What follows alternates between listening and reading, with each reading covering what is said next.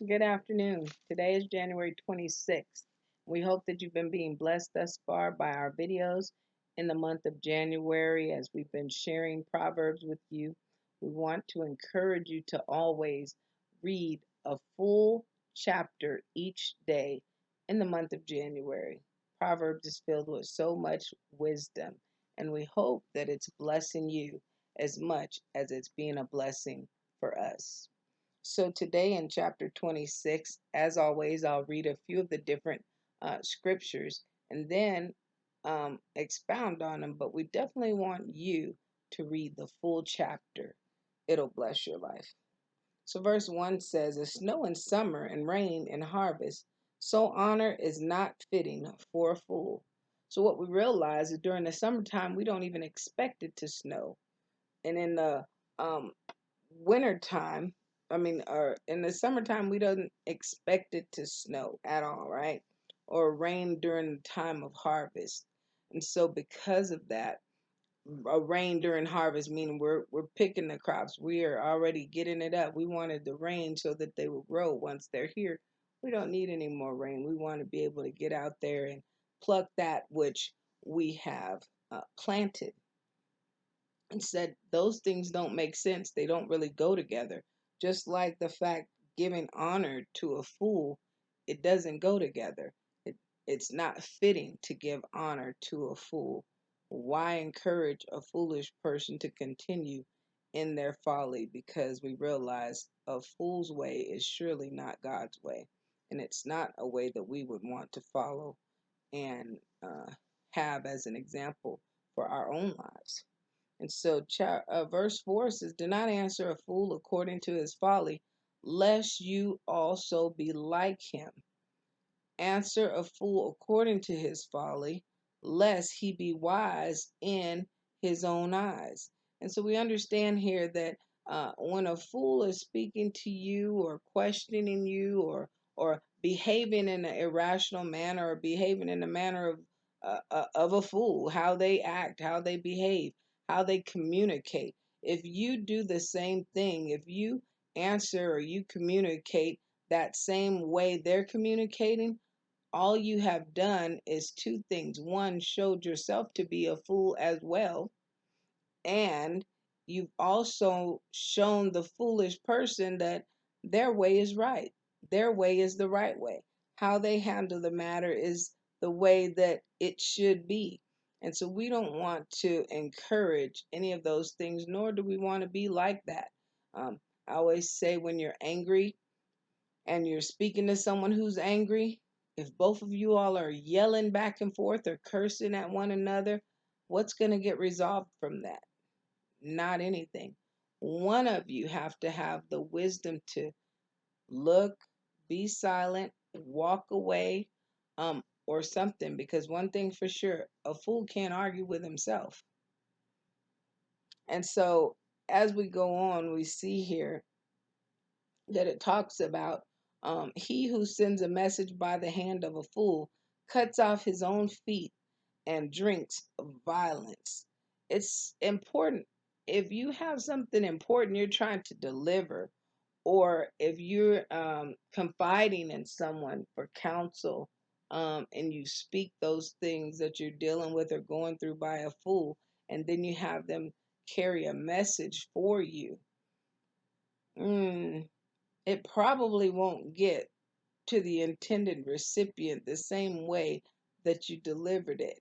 And so it doesn't really make much sense to do that because they're probably going to add their own spin to it, which may cause the situation to end up worse, whatever it is that you're trying to get rectified, or even whatever it is that you're trying to, the message that you're trying to send. It's just literally the same as cutting off your own foot and drinking violence. Who does that? No one. So why would you entrust a message that you need delivered with a fool? It talks about honoring a fool again in verse 8. It says, "Like one who binds a stone in a sling is he who gives honor to a fool." Why are you going to try to tie up a rock? Who does that? That's dumb. And it's saying the same thing. It's dumb to honor a fool. Give honor to a fool. That's not wise and doesn't make very much sense. It says, as a dog returns to his own vomit, so a fool repeats his folly. Um, it's important to realize that if you're choosing to, it's one thing when you make a mistake. You try to correct that. But a fool is going to continue to do the same thing over and over again. They see nothing wrong with their behavior. They see nothing wrong with how they communicate. They see nothing wrong with how they live. And so, therefore, they're going to continue in their ways the same way over and over. And so, they're going to keep repeating the same tread until they choose to receive wisdom, till they choose to receive instruction from one who is wise to try to get their life in order. Verses 13 through 16 talks about a lazy person. We realize in Proverbs it talks a lot about people being lazy. And here it says, the lazy man says, there is a lion in the road. Do we remember that? A fierce lion in the streets. As a door turns on its hinges, so does the lazy man on his bed.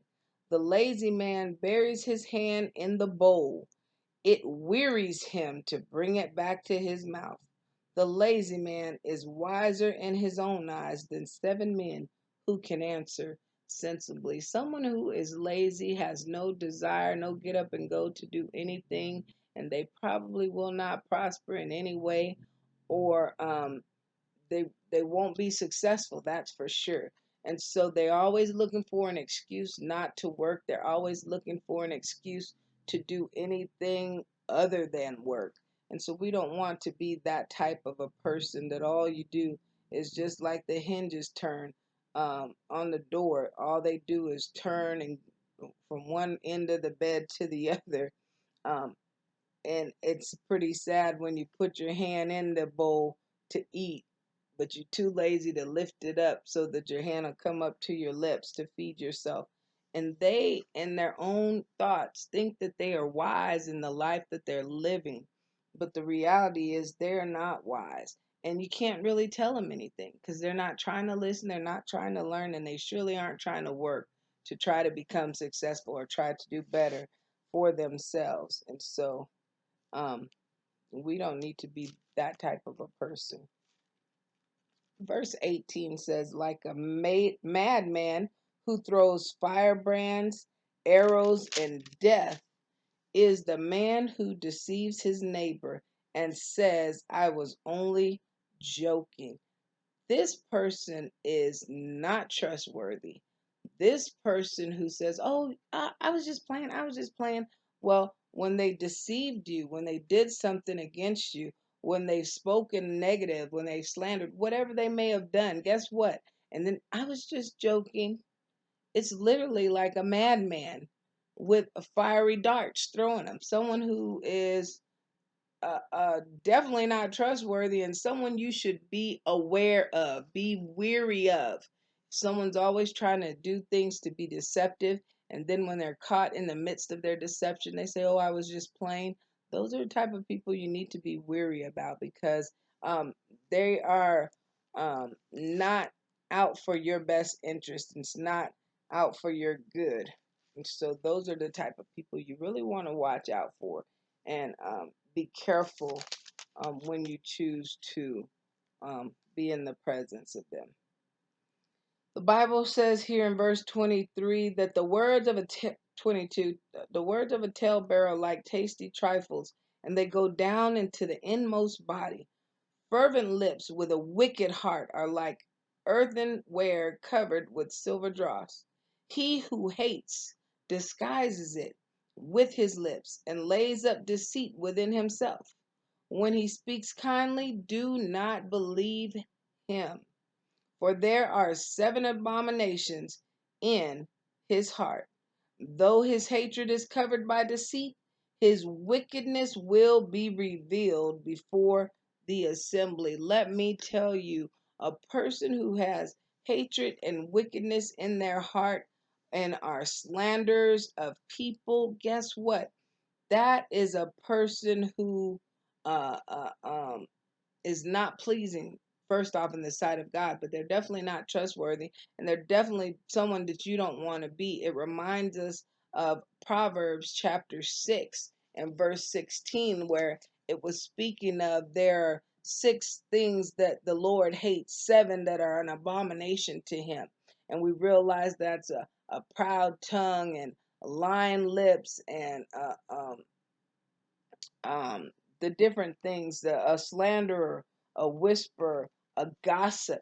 That's that type of person that we're talking about here in 22. Someone who will tell a lie just as good about you as they will about the one they're telling a lie to.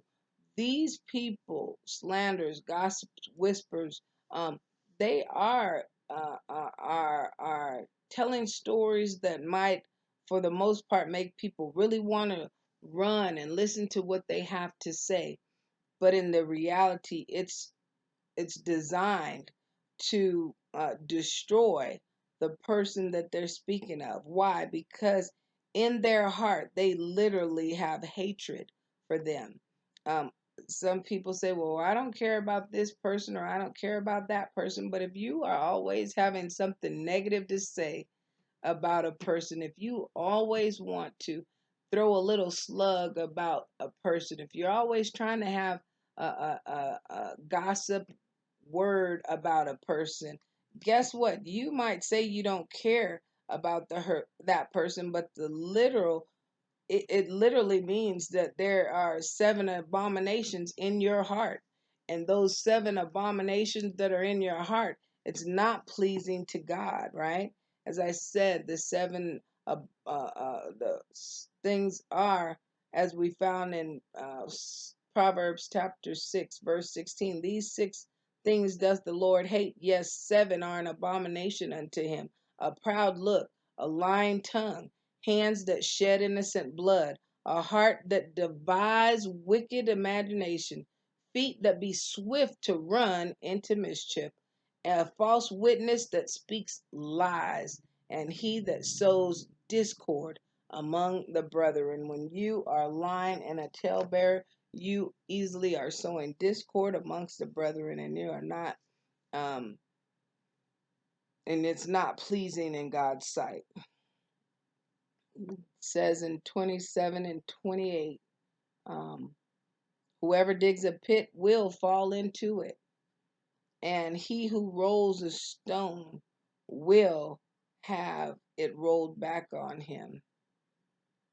A lying tongue hates those who are crushed by it, and a flattering mouth works ruin. We realize that any type of pit that you set or trap that you try to set for someone else, you yourself can surely be found the one to fall in it, especially if the person you're trying to cause harm to is a child of the king.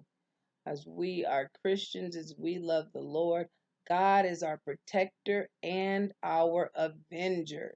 So the same trap that you set for one person, you may be the very one that gets caught up in it.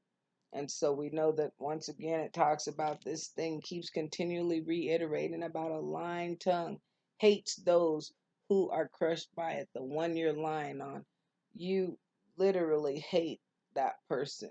And a flattering mouth works ruin. We realize just flattery words to get what someone may want from you, or to try to puff you up with flattering words, but really their heart's not for you. Those are not the things that we desire for our lives, and nor do we desire to be that type of a person. We want to encourage you as you read these Proverbs. There's so much meat. And you know what? There's a lot of these things going on today. That's what I said. The Bible is a living word. It's for right now, today, for our lives. And it can help us if we allow it to. We can be learn from it if we choose to. Read these things. If you look in the mirror and find out this is you, ask God to deliver you. Ask God to change you and to set you free from this type of thoughts and this type of behavior. We hope that you've been being blessed thus far. We definitely encourage you to read the full chapter, and we want you to know that we love you and there's nothing you can do about it. Be blessed.